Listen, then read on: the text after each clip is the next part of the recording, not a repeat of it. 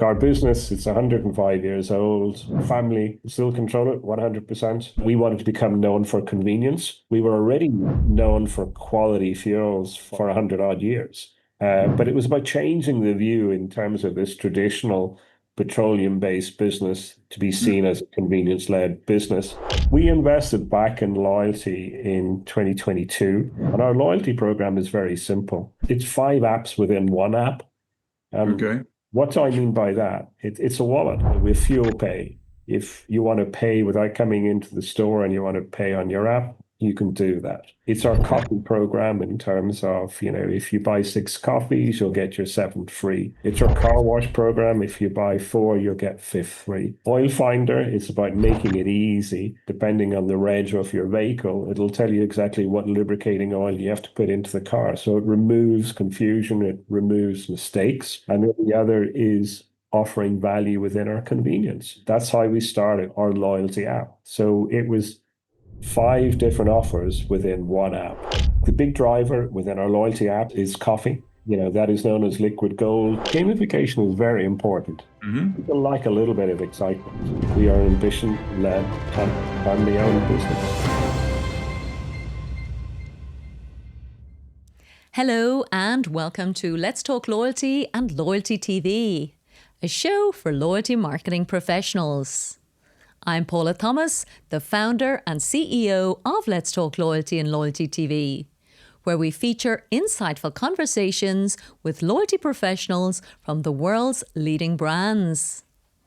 Today's episode is part of the Wiser Loyalty series and is hosted by Bill Hanifin, Chief Executive Officer of the Wise Marketeer Group. The Wise Marketeer Group is a media, education and advisory services company, providing resources for loyalty marketeers through the Wise Marketeer digital publication and the Loyalty Academy program that offers the Certified Loyalty Marketing Professional or CLMP designation. I hope you enjoyed this episode brought to you by Let's Talk Loyalty and Loyalty TV in partnership with the Wise Marketeer Group. Welcome, everyone. I'm Bill Hanifin, the managing editor of The Wise Marketer, and I'm here today for a Wiser Loyalty podcast produced in partnership with Let's Talk Loyalty and The Wise Marketer. And as you probably know, twice a month, we bring you an interview with a C-level executive who's transformed strategy into practical application that generates great business results. And in today's episode, we're going to have a conversation with Brian Donaldson, who's CEO of Maxol Group. The conversation is going to go deep, I hope, or we'll see how deep, into the strategic vision for customer loyalty held by Maxol, which is Ireland's leading family-owned forecourt and convenience retailer. Maxol is a great story. It's family-owned. It was founded in 1920 by William McMullan, and it operates, you can correct me in a minute here, Brian, but about 250 stations across Ireland. Offers obviously fuel, convenience items, and food through its as well as its proprietary coffee brand, which is ROSA, and their deli brands. So they've been quite innovative in loyalty. They've got a mobile app that's multi-capable. They're a pioneer in EV charging. They've got a lot to talk about, and so I'd like to get into it. But first, welcome, Brian. Thanks so much for being here with us today. Thank you very much indeed, Bill, for the opportunity and for such a gracious introduction. Well, you know what we say, as you notice, we try to talk to C-level executives, but when we get the CEO, we're especially delighted. So no, but thanks a lot because we know the days are busy. So we appreciate it. So there's a tradition at Let's Talk Loyalty. Paula Thomas always likes to ask about, she's a reader. And I guess, a lot of us are, but she's, likes to know, do you have a favorite or maybe just a recently read nonfiction book that you might want to tell us about? Yeah, look, it's an interesting question. I mostly read fiction, but in terms of nonfiction, the last book I read was the autobiography of a famous soldier called Blair Mail. And he was one of the founding members of the SAS. And the reason why I sort of picked up his novel, and it was written by Hamish Ross, who's a well-known researcher in terms of history in the UK and Ireland, is that Blair Main came from my hometown of Newtownards in County Down in Northern Ireland. Oh, interesting. He's actually buried in the local graveyard not so far away from my grandparents. And Okay. that was one of the reasons why, look, he, I'm not sure if you've seen the series in the States called Rogue Heroes, which was all about World War II and really the desert rats, and then what happened over in Italy, and then what happened over in France. And Yeah. Mermain and David Sterling were really the founding members of the Special Air Services known as the SAS. Yeah. And it's a great read in terms of leadership. I'm not quite sure what you see on television really reflected the true character and values of Blair Main. Yeah. He's a very well-educated person. He was a lawyer. He played for Ireland rugby. He played for the British Lions, and he came Great. from quite a wealthy background. And he was introduced into the army way back in 1939. So it's an extremely good read if you want to know a little bit more about where I grew up. I would Yeah, certainly that's recommend buying the book in terms of Blair Main. Paddy Main was what he was fondly known by his colleagues. okay. No, that's great. That's a good recommendation, and I will pick that up. Yeah. Yeah. Yeah.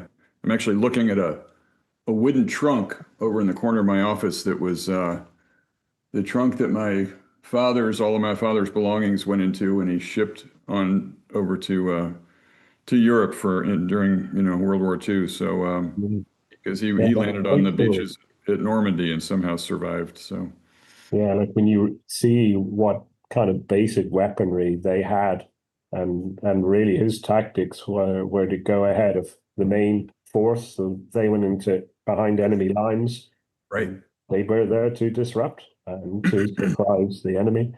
Yeah. And the things that happened, were not only bravery, but I think were certainly vital in terms of the ending of the war in so many different countries. So Yeah. great read, thoroughly recommended.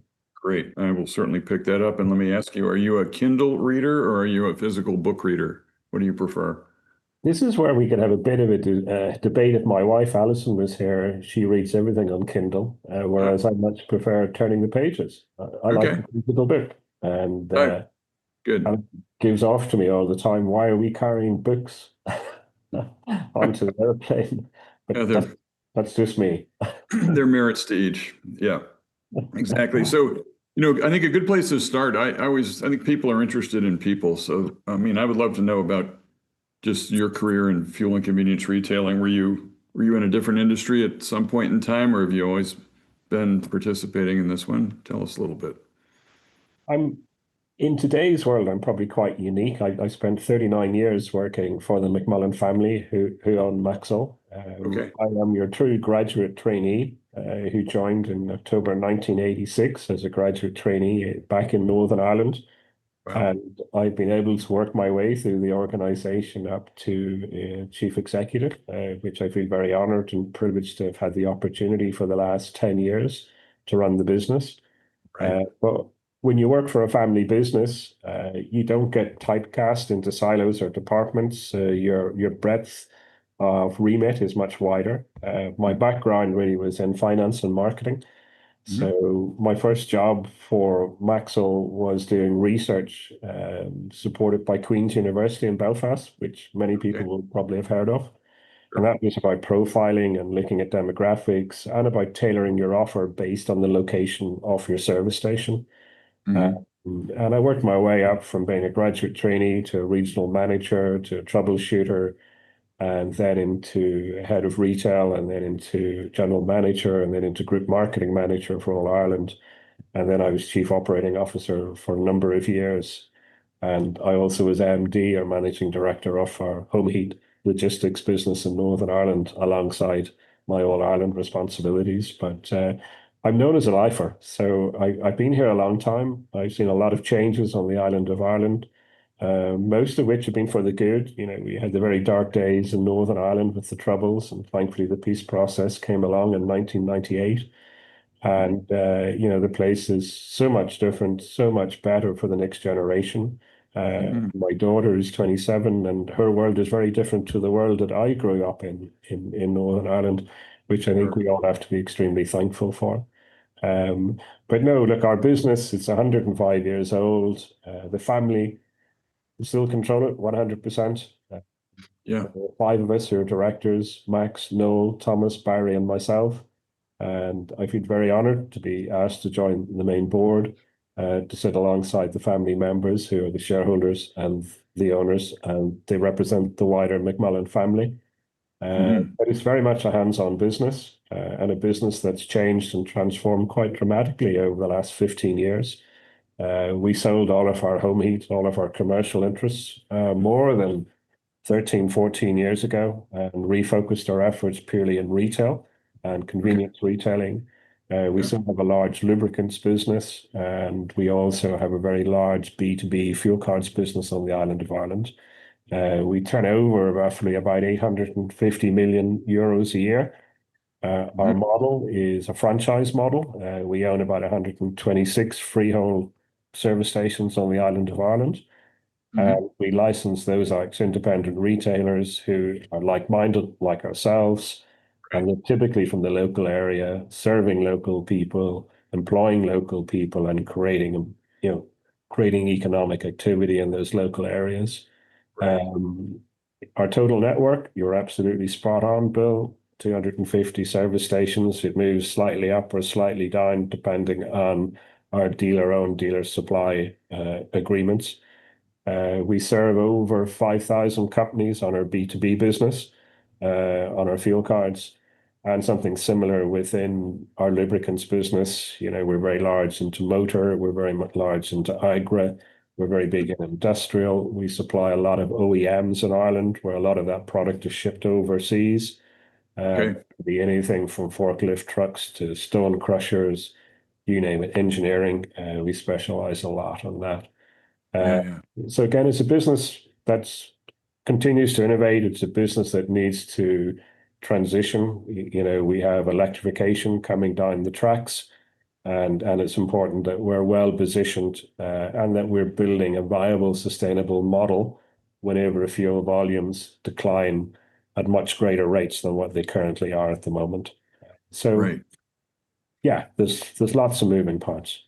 Yeah, I was going to ask you if you saw yourself in a growth phase or kind of the retention phase, and it's related to that is just the reality of the fact that you've got fuel volumes globally going down, as well as like cigarette sales, for example. So globally, you're not alone, that you see two key areas sort of on the decline, but then there's so much opportunity in retailing. And I've just read articles about how the casual dining chains are all the more, keeping an eye on convenience retailers that have great fresh made food and a place to sit and enjoy an internet. So you're moving into a new competitive area as other things become maybe a little bit diminished. So you're living in interesting times, no doubt. We are. Like as a family business, in the last 10 years, we would have invested over 285 million euros within our retail portfolio.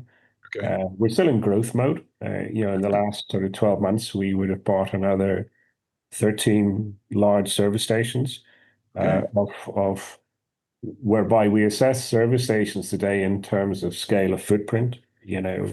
We look for an acre to 2 acres. We want the EBITDA or the earnings to be 70% from convenience.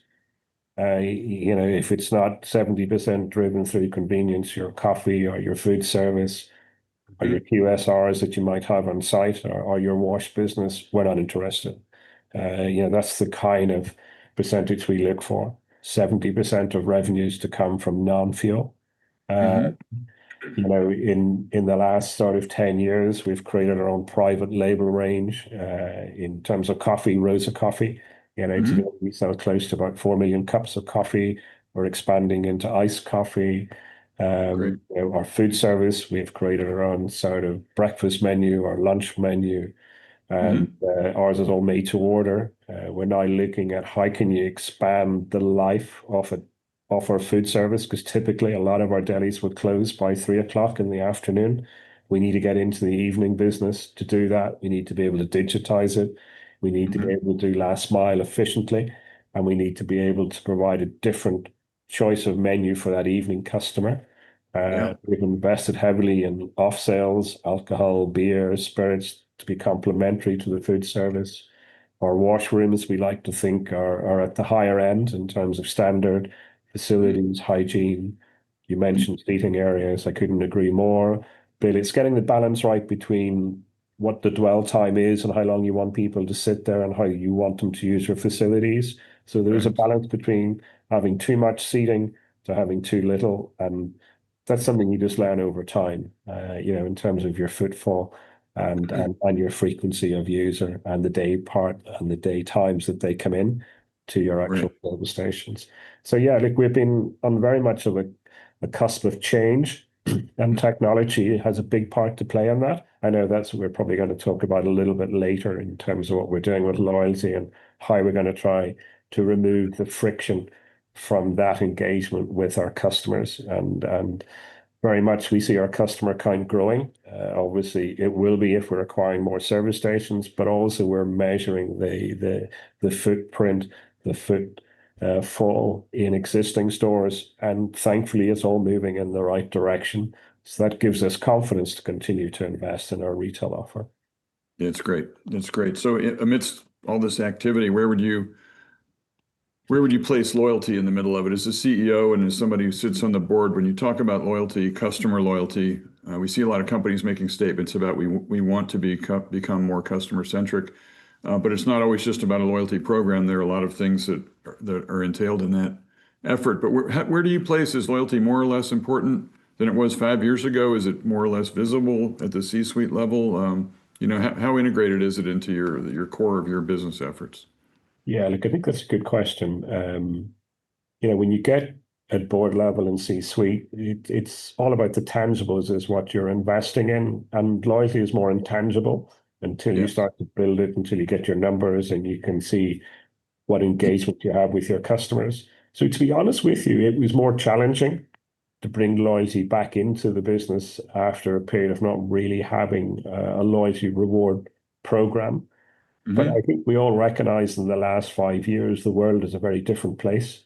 And really cost of living, inflation, driven not only by the war in Ukraine, but also in terms of coming out of the pandemic, Yeah. just in terms of reopening those supply chains and the challenges that was felt globally, just not in Ireland. Yeah. Consumers are much more cautious. Mhm. Consumers are certainly focused on value, but value means different things to different people. It's not about a race to the bottom. Value can be the quality of the offer, the expanse of the offer, and what added value am I getting in terms of with my sandwich, or am I getting a drink, or am I getting a fruit pot, or am I getting a snack to go with that made to order Right. sandwich? So we invested back in loyalty in 2022. And if I'd Okay. be honest, we were looking at it just on the cusp of the pandemic, which would have been, March 2020, Bill. So Right. the pandemic probably held us back a couple of years in terms of bringing to market our loyalty program. And our loyalty program is very simple. It's 5 apps within one app. And Okay. what do I mean by that? It's a wallet. With FuelPay, if you want to pay without coming into the store and you want to pay on your app, you can do that. It's our Okay. coffee program in terms of, if you buy 6 coffees, you'll get your seventh free. It's our car Right. wash program. If you buy 4, you'll get fifth free. Oil Finder is about making it easy. Depending on the reg of your vehicle, it'll tell you exactly what lubricating oil you have to put into the car. So it removes confusion, it removes mistakes. And then Mhm. the other is offering value within our convenience. And that's how we started our loyalty app. So it was 5 different offers within one app. I And see. we launched that way back in April 2022. And today we have just shy of 70,000 active subscribers, active users of the app itself. And the app Hmm. is only live in the Republic of Ireland. We haven't launched it in Northern Ireland at this stage, but it Okay. is our intention to do so in 2026. Okay. Interesting. So let me ask you something. You have the different offers: fuel, coffee, lubricants, convenience. Did the value that people earn, that your customers earn, do they accumulate towards a central sort of quote bank, or is it more individualized? Say a punch card type offer for coffee and then something different for fuel or something different for convenience? How does that work? Yeah, look, ours is much more in terms of like the big driver within our loyalty app is coffee. Yep. That is known as liquid gold, just in terms of driving footfall into our stores, and we want to appreciate and say thank you to those customers. Sure. So, like, that's where we give, the seventh coffee free. That's a massive footfall driver. That. So the programs are individual. We don't have a points-based system on fuel Okay. or car washing, and that was quite deliberate because what we were trying to change in the mindset of customers was that we wanted to become known for convenience. We were Yeah. already known for quality fuels for 100 odd years. So we Right. just didn't want to go back out and do the same old thing about giving loyalty and rewards on fuel at the start of the program. That's not to say we won't do it later, but what we Hmm. wanted to do is to change the mindset of what people can expect to get at Maxol. Yeah. So it was part of that resetting and repositioning of our brand. The loyalty app was important in doing that because it immediately showcased our coffee, our food service, the in-store offers that we have in everyday essentials, the offers that we give on our private label milk, what we do private label paper-based products, what we do on other ranges that we're introducing, such as bag sweets and other convenience lines and snacks where we have longer shelf life. So we can bring those in to complement, the big brands where Right. our private label or white label can sit alongside that. But it was about changing the view in terms of this traditional petroleum-based business to be seen as a convenience-led business with a big focus on fresh food, freshly made coffee, and a great place to call it and stop. That's Yeah. what we were trying to achieve at that Yeah, it stage. sounds like the offer you've put together is giving people what they need in their various trips or missions to your locations. So Yeah, coffee, fuel, the food offers, things like that. It's more about that value at a certain level than it is just here, we'll give you points for your purchase. That sort of shifts the consumer focus to a different sort of exchange, I guess. it is. And when you think about it, in Ireland is quite a small island. Yeah. Uh, at most, you might fill up with fuel twice a week, but we want you in 5 days a week, for your morning coffee, for your lunch, and for your afternoon shopping or treats, for tonight's tea or solution. So we're trying to get you in 3 to 4 times every day. And that's why we set up the loyalty app and the offer on that particular basis. That's great. You mentioned a couple interesting things. You have a geolocation feature within the app, I believe, that helps you, um, you know, align with the right fuel pump and dispense the fuel. So that's key Yeah, to the offer as well. yeah, like FuelPay is important, but it's probably a smaller part of the redemption and usage that we're seeing coming through in terms of the traffic on the app. But yeah, Hmm. look, we sit on the Liquid Barcodes loyalty app platform, and we Okay. tailored that and adapted that app so it suits the kind of offers that we want to push through.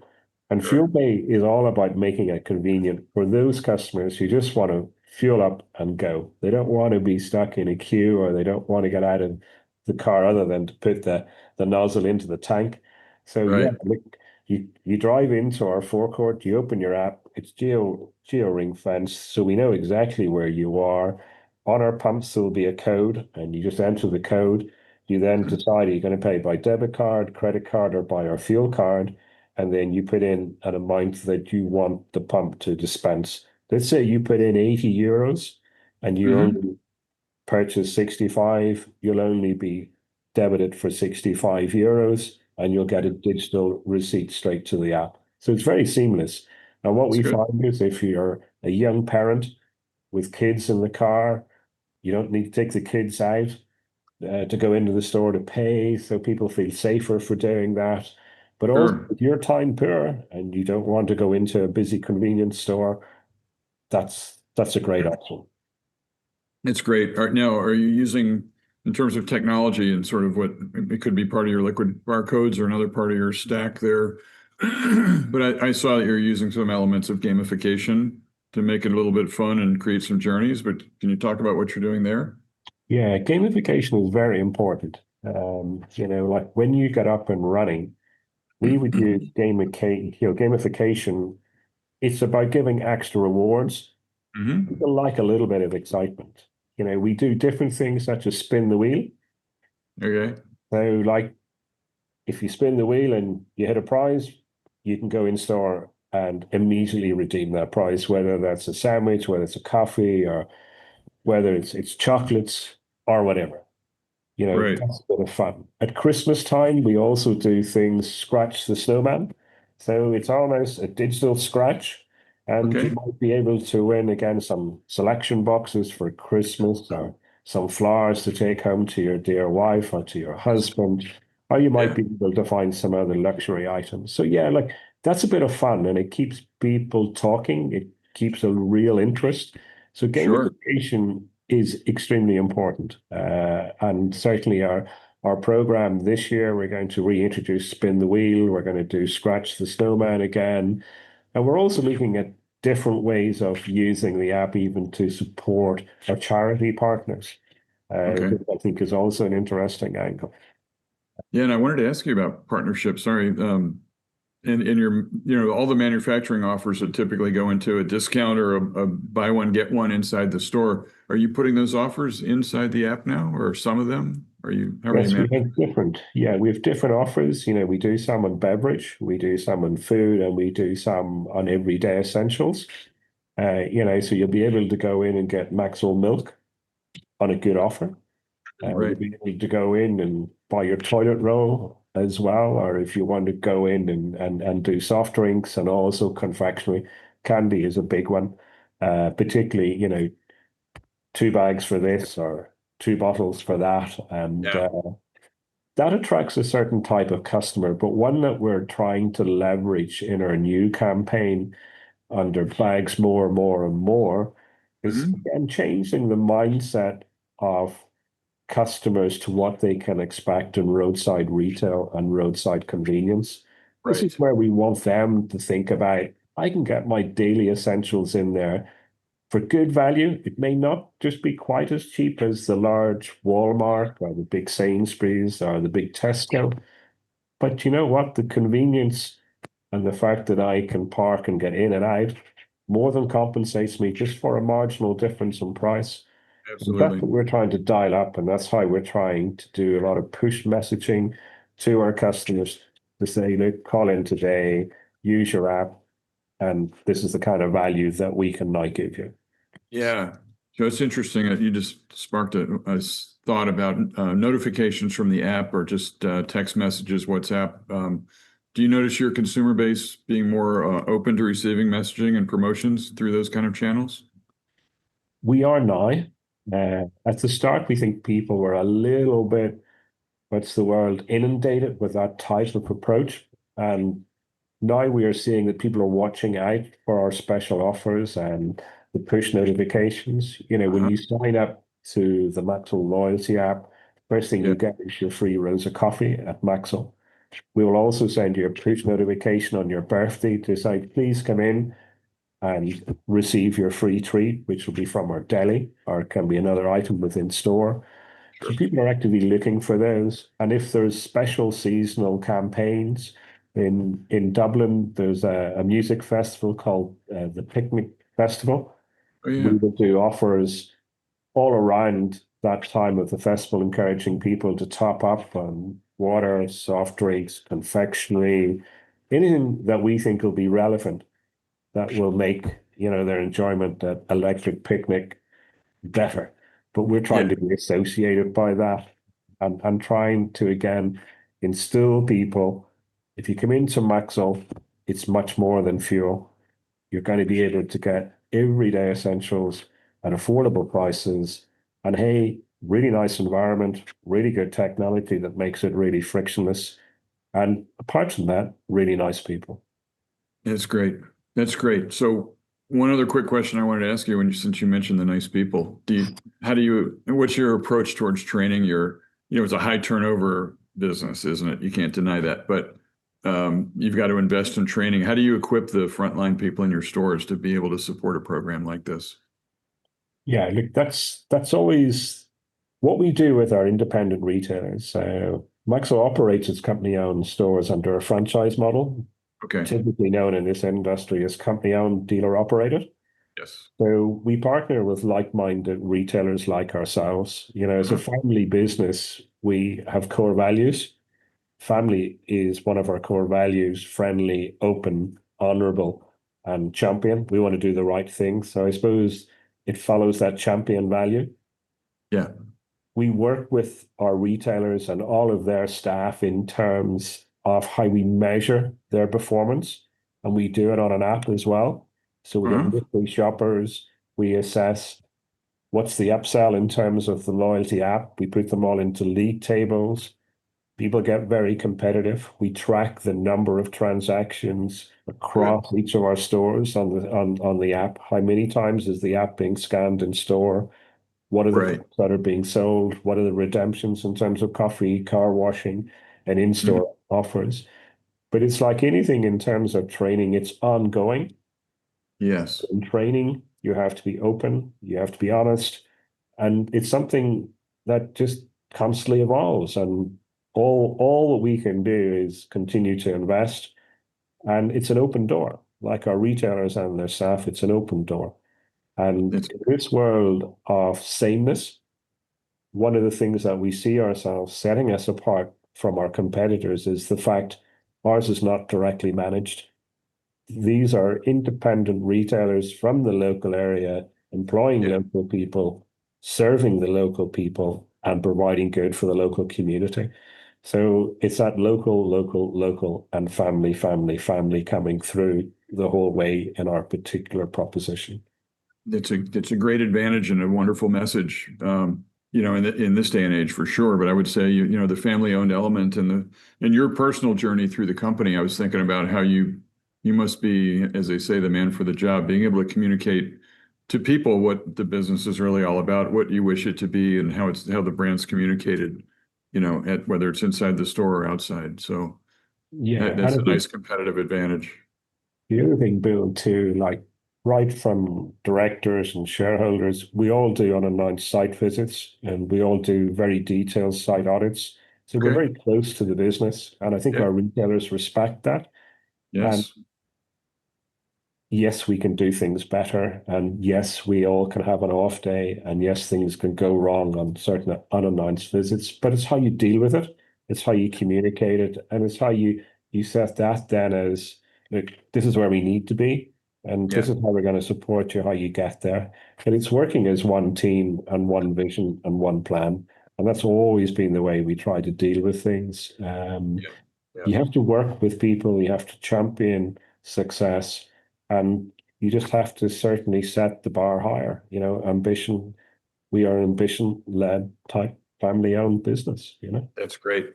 That's fantastic. That says it all. So one question, then we can wrap it up. So I know you have other things to do today, probably than talking to me, I imagine. But have you, in your journey with all of this, the business and loyalty, has there ever been an epiphany moment, anything that stood out in particular where you may have had your doubt about does this work or does it not work? So was there that sort of moment where you said you either had an observation or a personal interaction where you said, you know what, this could really make a difference. This might actually work. Yeah, look, I think there's a couple of them. Like, I just don't think there's just one, Bill, if I'm being honest. Yeah. Whenever we started looking at loyalty and the importance of saying thank you to your customers and giving true value back, the one Mhm. that really stood out to me was Boots in terms of their Advantage card. Okay. Just in terms of, well, I know their margins are very, very different to our type of business, but the value that they were giving back for spending in a Boots was extremely generous, I thought. But also in terms of how you can reward your loyal customers against those who haven't quite signed up to a loyalty program. And I think Tesco Club Card is another where Mm-hmm. you can go in, and if you're a club card holder, you can buy that same product at a heavily discount price. Again, recognizing your business and the fact that you're committed to support them. Another is a partner that we're starting to develop a relationship with Dunn Stores. Their loyalty card and their loyalty platform is exceptional. And this is where they're giving back 10 euros for every 50 euro spent in store, or 5 euros back for a 25 euros spent in their store. And in addition to that, they're now giving a points-based scheme. So for every euro that you spend in store, you get a point. Okay. When you have amassed multiples of, let's say, 100 points, that's worth another euro off your grocery spend. So again, it's very, very much focusing in on rewarding your loyal customers, but it's creating a real USP, particularly in this world where cost of living has got high, and whilst there's real growth again between wage and inflation, between wages and inflation, we're seeing in Ireland consumers are still saving more, which isn't good for retail. It isn't great for the economy. And that's because they're very cautious, because they're quite concerned about geopolitical events and everything else. What other black swan event is just around the corner. So I think I think consumers are very different today than what they were 5 years ago, Bill. Yeah, I think you're right. And it's going to be interesting to see how things progress. Hopefully we have less black swan events and more sunny sunrises. So we'll always stay optimistic about that. Well, the good thing, Ireland had a good summer this year. Yeah, good. Always welcome. All right. Well, I want to thank you so much for your time. If you joined late, Brian Donaldson, who's CEO of Maxol Group, and this has been the Wiser Loyalty Podcast, which is created in conjunction with Paula Thomas's Let's Talk Loyalty. So I'd like to thank you again, Brian. Just to organize the schedule and to be able to get some time with you is really an honor. And thanks just for the candid conversation, and hope we get a chance to meet you in person one day. Thank you very much indeed, Bill. I enjoyed talking to you.